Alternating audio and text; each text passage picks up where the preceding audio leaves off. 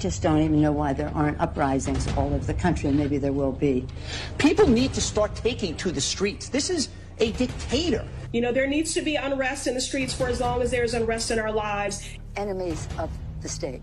Show me where it says that protests are supposed to be polite and peaceful. When they go low, we kick. I said if we were in high school, I'd take him behind the gym and beat the hell out of him. Punch some people in the face! When was the last time an actor assassinated a president? They're still going to have to go out and put a bullet in Donald Trump, and that's a fact. Look as his character is stabbed to death. Where is John Wilkes Booth when you need him? I have thought an awful lot about blowing up the White House. I will go and take Trump out tonight. And if you see anybody from that cabinet in a restaurant, in a department store, at a gasoline station, you get out and you create a crowd. And you push back on them. And you tell them they're not welcome anymore, anywhere. And sadly, the domestic enemies to our voting system and our honoring our Constitution are right at 1600 Pennsylvania Avenue. They're not going to stop before Election Day in November, and they're not going to stop after Election Day.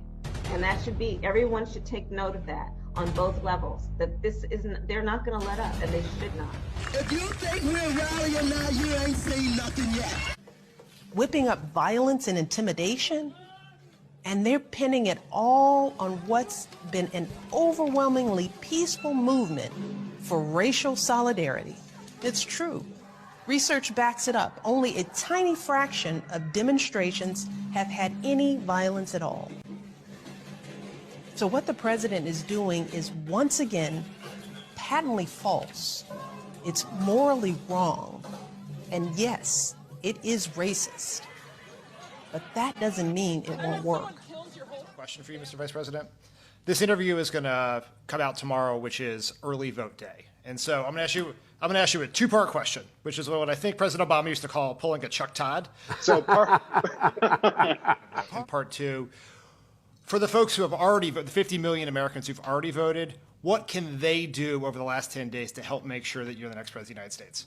Well, first of all, you know, what really rankles my opponent is I say that the thing that bothers him most is he's not a patch on Barack's jeans. I mean, Barack was one hell of a president, and I tell you what, man, what an honor it was. I think you guys believe it too. He had more integrity in his little finger than most people have in their whole body, and he had a backbone like a ramrod, has one. To make a plan exactly how you're going to vote, where you're going to vote, when you're going to vote, because it can get complicated, because the Republicans are doing everything they can to make it harder for people to vote. Secondly, we're in a situation where we have put together, and you guys did it for our administration, the President Obama's administration before this. We have put together, I think, the most extensive and inclusive voter fraud organization in the history of American politics.